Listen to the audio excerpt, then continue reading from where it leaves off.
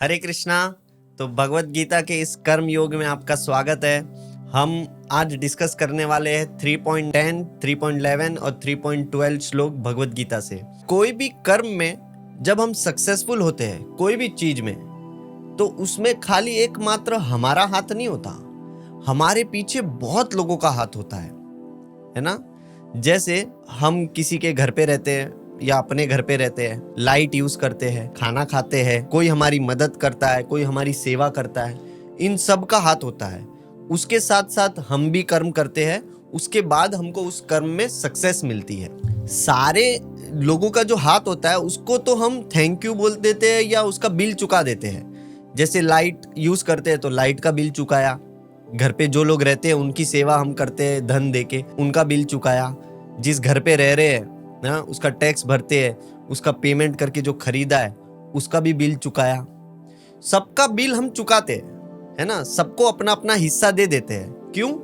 क्योंकि उनकी वजह से हम अपने कर्म में सक्सेसफुल हो पाए हैं, तो सबको सबका हिस्सा दे देते हैं। लेकिन एक व्यक्ति को, भगवान को हम हिस्सा नहीं देते। भगवान का हिस्सा हम भूल जाते हैं। प्रकृति को हम हिस्सा नहीं देते, प्रकृति का हिस्सा देना हम भूल जाते हैं। पैदा हुए थे नंगे, सब कुछ प्रकृति का और भगवान का हम यूज कर रहे हैं। नंगे आए थे इस संसार में, सब कुछ छीन छीन के यूज कर रहे हैं, है ना। अगर हमको खाने के लिए खाना चाहिए तो खाना है, प्यास लगती है तो पानी है, सूर्य का प्रकाश है, प्रकाश चाहिए तो चंद्रमा का प्रकाश है। जो भी चीज चाहिए वो सब भगवान के द्वारा उपलब्ध है। कुछ भी चीज हम नहीं बना रहे, ना बारिश हमसे हो रही है, ना खाना जमीन से हमसे उग रहा है। ये सब कुछ भगवान कर रहे हैं, सब कुछ प्रकृति के द्वारा हो रहा है।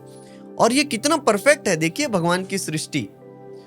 नारियल कितना ऊपर होता है, उसके अंदर मिठास कौन डालता है?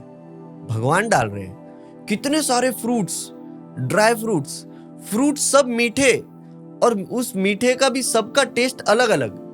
क्या सुंदर क्रिएशन है भगवान का। जमीन के अंदर लाल कलर नहीं होता, लेकिन टमाटर कितना लाल, किस प्रकार, ऐसा कलर भी कोई नहीं बना सकता, है ना। कितने अलग अलग फ्रूट्स भगवान ने बनाए, फल बनाए। हाँ, कितना सुंदर क्रिएशन है। जो भी चीज चाहिए सब उपलब्ध है। इतना सुंदर प्रकृति, जबरदस्त। और उसको देखने के लिए आंख बनाया। ये आंख कितना जबरदस्त है, कितना अजीब क्रिएशन है। ये आंख है तभी हम सब कुछ देख पा रहे हैं, है ना। तो ये भगवान का क्रिएशन कितना जबरदस्त और सुंदर है। ये सब क्यों है?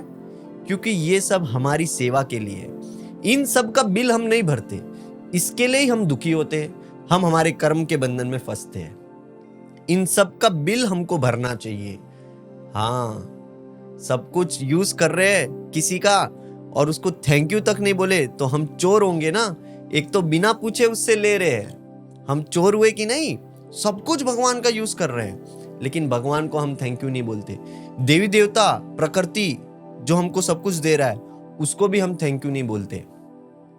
तो भगवान कर्मयोग में बताते हैं, अगर हम प्रकृति को उसका हिस्सा दे तो वो प्रकृति, देवी देवता मुझ तक पहुंचा देते हैं। देवी देवताओं को कुछ फल अर्पित करे तो वो फल भगवान तक पहुंच जाता है। जिस प्रकार टैक्स कलेक्टर को टैक्स देने से सरकार के खजाने में टैक्स पहुंच जाता है, ठीक उसी प्रकार अगर हम प्रकृति को या भगवान को अपना कुछ फल का हिस्सा दे तो हम कर्म के बंधन से बच सकते हैं। देखा जाता है हम संसार से लेते ही रहते हैं और कभी देने की भावना नहीं आती। अगर हम ऑक्सीजन लेते ही जाए तो क्या जी पाएंगे? छोड़ना भी पड़ता है ना कार्बन डाइऑक्साइड, कुछ का त्याग भी करना पड़ता है। हमको है ना देना सीखना चाहिए। हम इतने बड़े चोर है ना, खाली लेना जानते हैं। आने दो इकट्ठा करो सब, लेना जानते हैं, देना नहीं जानते। इसके लिए हम कर्म के बंधन में फंसते हैं। अगर हम खाली ऑक्सीजन लेते ही जाए, कार्बन डाइऑक्साइड छोड़े ही नहीं मैं नहीं दूंगा, तो क्या हम जीवित रह पाएंगे, सुखी रह पाएंगे? नहीं रह पाएंगे। ठीक उसी प्रकार अगर हम कुछ प्रकृति से लेते हैं तो हमको देना सीखना चाहिए।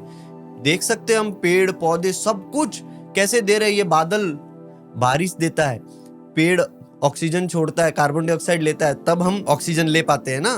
तो सब लोग एक दूसरे की सेवा में लगे हुए हैं। जीवस्य जीवनम, सब लोग एक दूसरे की सेवा में लगे हुए हैं और इस तरह सब लोग एक दूसरे से कनेक्टेड है। हाँ, पेड़ भी हमसे कनेक्टेड है, हमारा खाना भी हमसे कनेक्टेड है, सब कुछ एक दूसरे से कनेक्टेड है, प्रकृति पूरा कनेक्टेड है एक दूसरे से। लेकिन हम इतने शोषण वाले हो गए कि हम खाली लेना ही जानते हैं। थोड़ा बुद्धि ज्यादा दे दिया ना हमको भगवान ने, तो हम उसका उपयोग कर रहे लेने में, इकट्ठा करने में। हमको देना सीखना चाहिए। हम कुछ नहीं करते, हमको भ्रम में नहीं रहना चाहिए कि हम सब कुछ कर रहे हैं। बारिश भगवान दे रहा है, उस बारिश की वजह से धरती में खेती होती है और उस खेती की वजह से हम खा पाते हैं और जी पाते हैं। अगर बारिश नहीं होगी तो खेती भी नहीं होगी, फिर हमको एक दूसरे को मार के खाना पड़ेगा, है ना। तो ये बारिश क्यों हो रही है? क्योंकि कुछ ऐसे लोग हैं जो यज्ञ के रूप में अपना जीवन बिता रहे हैं। इस वजह से प्रकृति बारिश करती है, वरना ये बारिश नहीं होगी। कलयुग का जो यज्ञ है वो है यज्ञ संकीर्तनय प्रायो यजंती ही सुमेधस। कलयुग का जो यज्ञ है वो है हरिनाम संकीर्तन, भगवान का नाम का कीर्तन। जब भगवान के नाम का कीर्तन बड़े बड़े साधु लोग किधर ना किधर बैठ के कर रहे हैं, इस वजह से प्रकृति प्रसन्न है और वो प्रसन्न होने की वजह से बारिश करती है, और वो बारिश करती है इसलिए अन्न उगता है और हम खा पाते हैं और जी पाते हैं। ये यज्ञ करना बंद हो जाए तो प्रकृति बराबर बारिश नहीं करेगी। ये कलयुग में आगे आगे होने वाला है। हाँ, और ऐसे बहुत सारे लोग हैं जो यज्ञ के रूप में अपना जीवन जी रहे हैं। मिलिट्री वाले, आर्मी वाले अपना जीवन सेक्रीफाइस करके बॉर्डर पे खड़े हैं, ये भी यज्ञ है। इस वजह से हम घर पे सो पाते हैं और अच्छे से चैन की नींद और खाना खा पाते हैं। ठीक उसी प्रकार बहुत सारे साधु लोग अपना जीवन सेक्रीफाइस कर रहे हैं भगवान के लिए। इस वजह से देवता प्रसन्न होके बारिश करते हैं और हमको खाना अच्छे से मिल पाता है। दूसरों की खुशी के लिए अपना जीवन जी रहे हैं। इन लोगों की वजह से प्रकृति बहुत अच्छे से सूर्य का प्रकाश, चंद्रमा का प्रकाश और बारिश करती है, जिससे धरती खिलती है और धरती के अंदर अन्न उगता है और हम खा पाते हैं और जी पाते हैं। तो ये प्रकृति को धन्यवाद करने के लिए, थैंक यू बोलने के लिए हमको भी भगवान के नाम का कीर्तन करना चाहिए। हरे कृष्णा कृष्णा कृष्णा हरे हरे, हरे राम राम राम हरे हरे। ये करने मात्र से हम प्रकृति को थैंक यू भी बोलेंगे, भगवान को भी थैंक यू बोलेंगे। सभी लोग इससे तृप्त और आनंदित रहेंगे और ये प्रकृति और संसार बहुत अच्छे से चल सकता है और हम भी सुखी रह पाएंगे। तो ये है कर्म योग 3.10, 3.11 और 3.12। नेक्स्ट वीडियो के लिए वेट करिए। नेक्स्ट वीडियो हमारा खाने पे आने वाला है। भगवान ने गीता में किस तरह का खाना खाना चाहिए ये बताया है। हरे कृष्णा। सुनने के लिए आपका बहुत बहुत धन्यवाद।